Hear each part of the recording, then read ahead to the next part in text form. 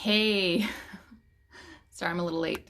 As usual, Ina did not want to go to sleep on time so that I could do a 3 o'clock now video.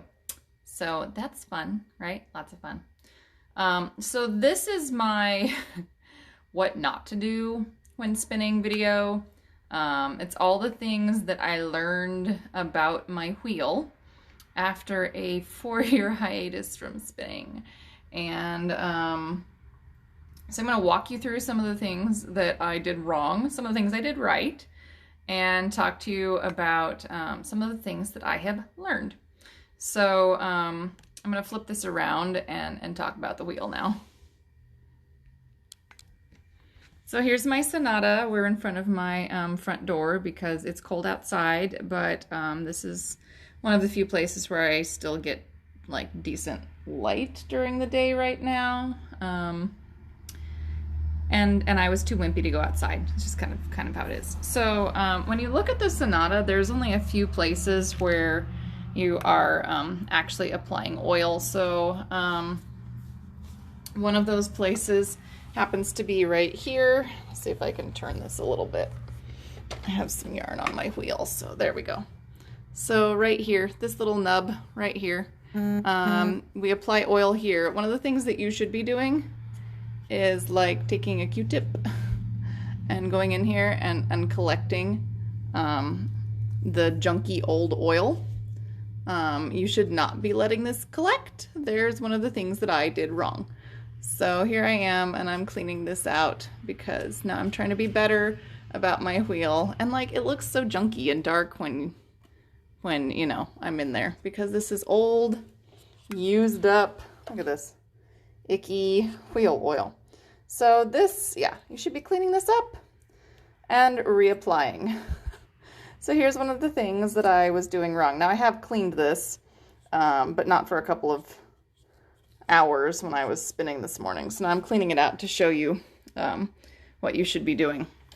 So this guy right here, this is a little felt pad, and it sits right here on the orifice, and it is meant to hold oil so that it holds it in place, because this is a friction point, so that it keeps, basically keeps this from lighting on fire, because, you know, friction, heat.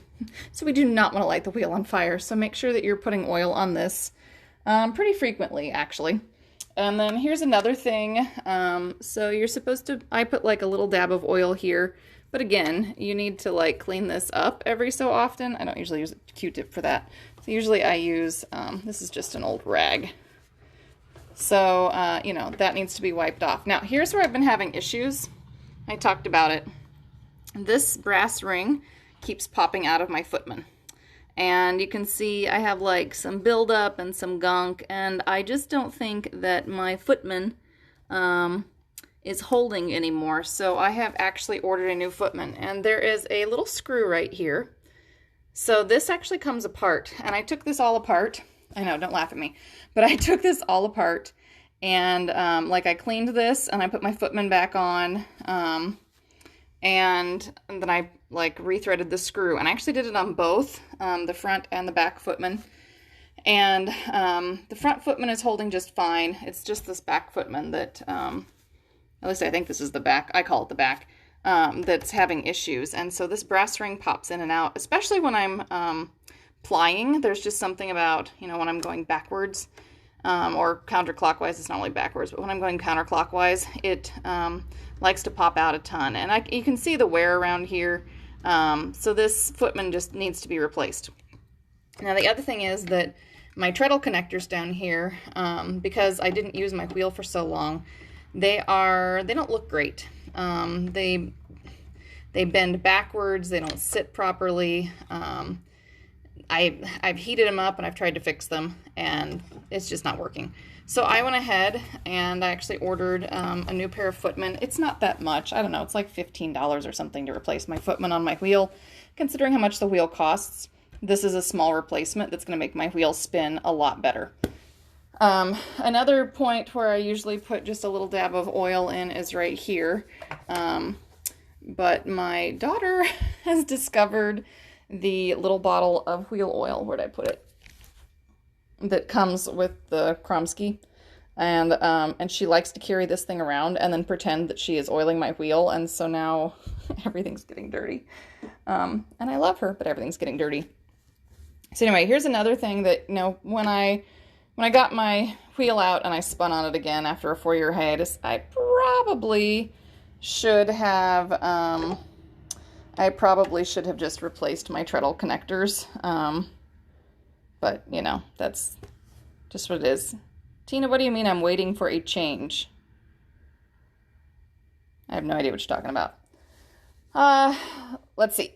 So, these are coming, and I'll show you how to replace these once they come in, because it's a really simple thing. I mean, it's some screws. It's not that hard. Let's see. Another thing. So I have used liquid graphite. That's what is kind of down here under my treadle, to try to fix a squeak under my, in my hinge, because it drives me absolutely nuts. And I have like coated and painted this thing over and over again with liquid graphite, and it's not taking care of the squeak. So I was watching some videos, and I think what I might try to do, oh, you're just watching. Hey, well, it's nice to see you, Tina. So I think what I might do is I might try like a grease instead of a powder. It's not ideal because, you know, the powder still got kind of all over my floor. I put a towel underneath it. So if you do decide to try that powdered graphite, which usually works on my on my wheel squeak, make sure that you put a towel under it after you put the powdered graphite in, because some of it will fall out, and you know, then your carpet is, well, graphite colored, and that's not so pretty. So one thing I've noticed too is that I may need to replace this hinge, because the pin is starting to come loose. So, you know, it's just all wheel maintenance, right? It's little things. Here I can see it looks like the dog chewed on my treadle a little bit. That's fun. Oh, well. Abby was a puppy when I bought this wheel, so that could have happened. Other things that I learned that I was kind of doing wrong. So, again, when it comes to cleaning things, so you oil right here. There's actually a little leather piece right here. See if I can get it to focus. There we go. There's a little leather piece right in here that, hang on, shift it a little. There we go. So you can see it there. There's a little leather piece right here. So this holds oil. It's meant to hold oil. But what I needed to do is, again, I need to be cleaning this more often. So pretty much every time I change my bobbin, I need to take my whole flyer assembly apart, and I need to clean this, because you know, you spin long enough and you have oil that builds up. And I did have this all cleaned out, but again, I've been spinning on it, and again, my daughter decided that it would be really fun to play with the wheel oil today. And so now I have wheel oil all up in my whirl. Oh, isn't that fun? Yeah.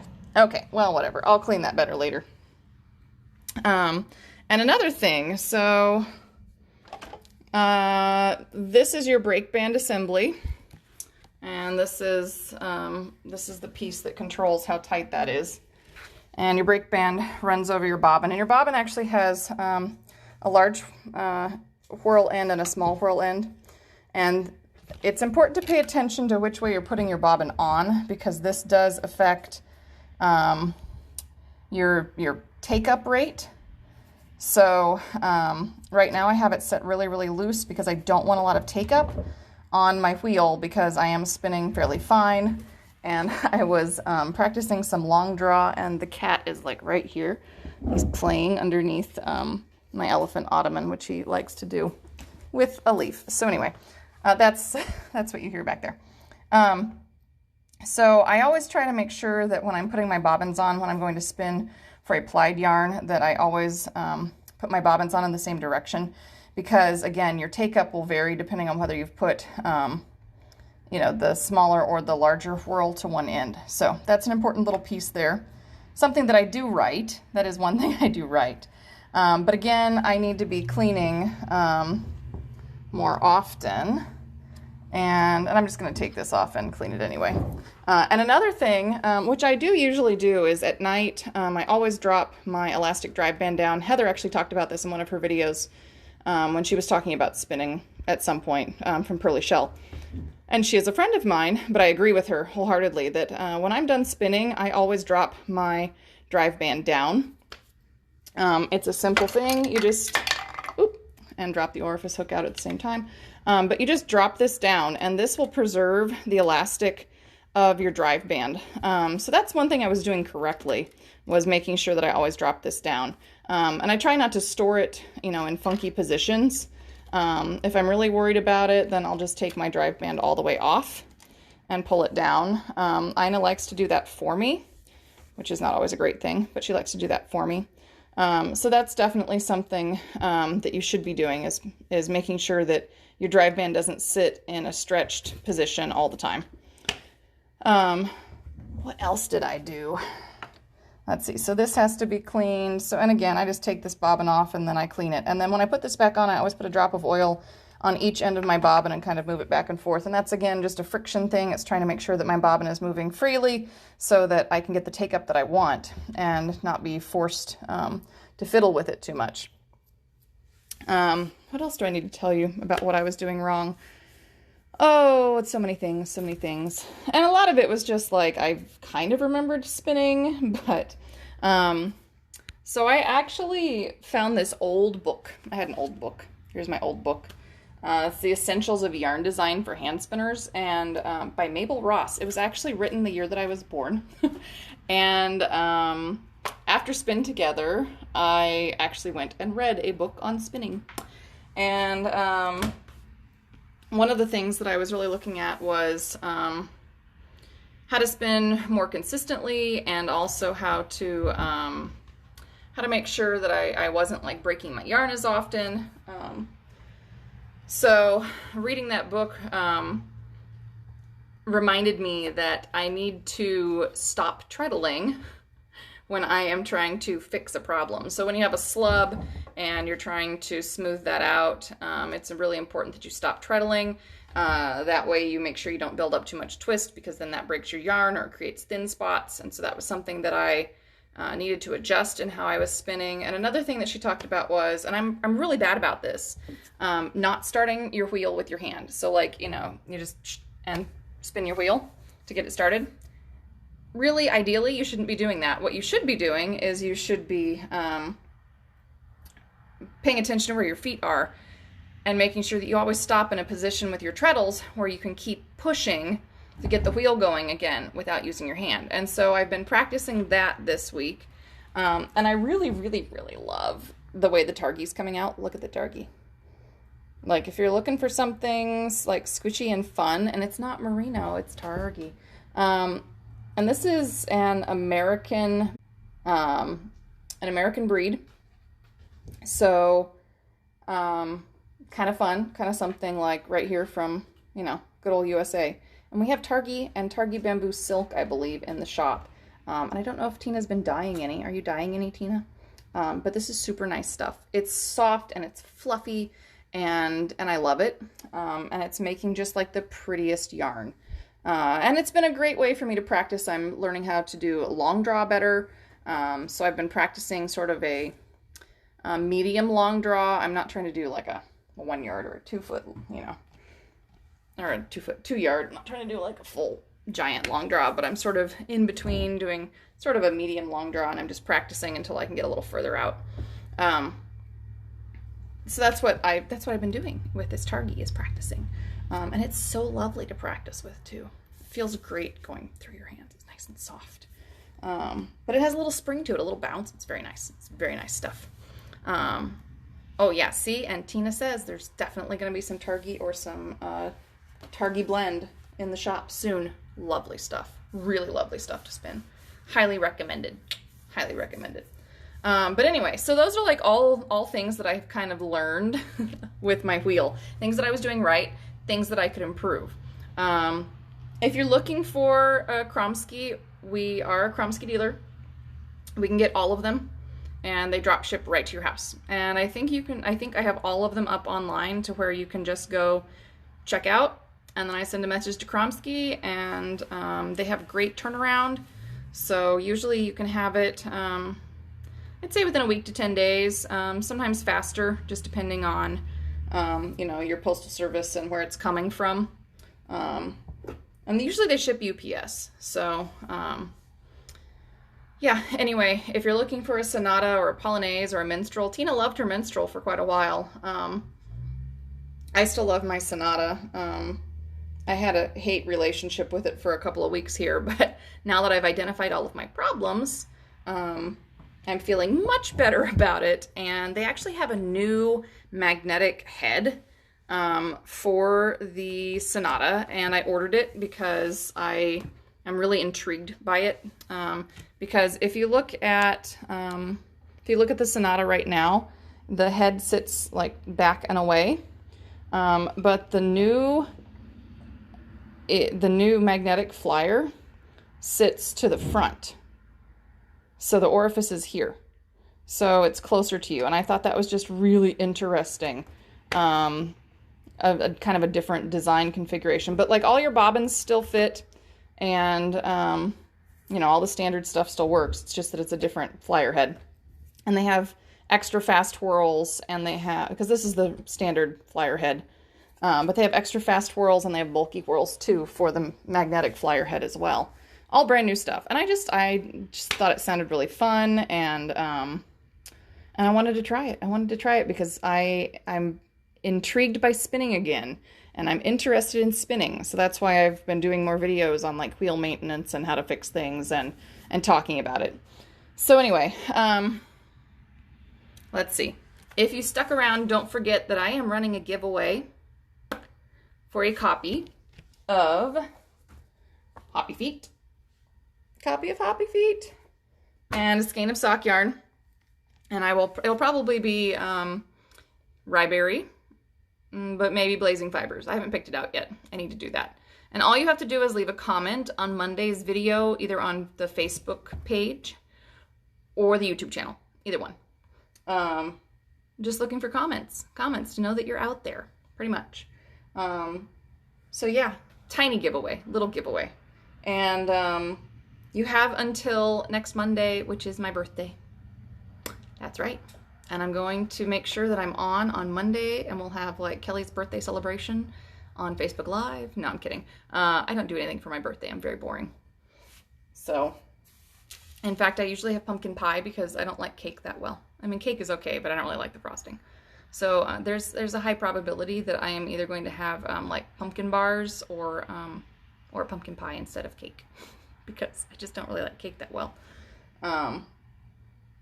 Well, I like cake. I just really don't like frosting that well. That's what it comes down to. I'm not a huge fan of frosting. So anyway, make sure that you've entered by Monday. All you have to do is comment on the Facebook Live post from Monday or the YouTube channel video from Monday. And they're already up. They're both up. And, you know, just let me know you're out there, because I'm hoping somebody's watching these videos. I'm doing enough of them. Anyway. So don't forget Friday. Tina, will you be back on Friday? I assume you're going to be on Friday. Just do a little shop update. Here's what I've been dyeing kind of thing. Loved your pumpkin last week. If you guys missed it, she did a needle felted pumpkin last week on Facebook Live, and it's on YouTube as well, so you can catch it either place. Cute little video, cute little pumpkin, and we have kits. She made kits, so you can get a kit to make the pumpkin. So lots of fun. Yep, it's uploaded on YouTube. So let's see. Like I always say, make sure that you are taking care of yourself, mentally, physically, emotionally. Make sure that you're crafting. Keep being creative. Do whatever you need to do to feel good about yourself, because it's tough. It's tough with the pandemic. It's just tough. Make sure that you get out and vote. Don't forget that. And let's see. And if I haven't said it lately, but do make sure that you are subscribing to the YouTube channel, that you're liking our Facebook page so that you know when we go live. I'm going to try and stick with the 3 o'clock schedule from now on, 3 o'clock Central on Mondays and Wednesdays, because Ina seems to have moved her nap time. So that is my goal, is 3 o'clock on Mondays and Wednesdays Central Time. So yeah, go enter the giveaway. Make sure that you're following us on your social media platform of choice. And Tina said she's going to try to do about 3 o'clock my time, which is about 1 o'clock Pacific. Well, yeah. Oh, and don't forget there's a time change, but I'm going to stick with the same schedule. So it's going to be 3 o'clock Central, which is 1 o'clock Pacific. And even though we gain an hour, it's the same. Tina says, make sure that you're sharing the videos and telling people about us. Help us out a little bit so we can keep doing these live videos and bringing you fun, crafty, fibery stuff. So that was just a lot of stuff there at the end of that video. And Tina, make sure that you remind them on Friday to do all that stuff too. So anyway, until next Monday, which remember we'll have the giveaway. So tell all your friends to go enter the giveaway. If I get like 50 people, if I get 50 comments between YouTube and Facebook, I'll give away 2 prize packages. So there's a little incentive. Tell your friends, 50 comments will get you a second prize package. So, and it should be, it's doable. It's totally doable. Because I can give away as many books as I want. They're my book, so I can give it away. Anyway, yeah, so I'll see you guys next time. See you Monday for my birthday, and we'll talk about, what are we talking about? We're going to talk about the giveaway. We're going to talk about, I think it's the giveaway and color work on Monday. I think. I don't know. I'll have to check. Anyway, I'll see you next time.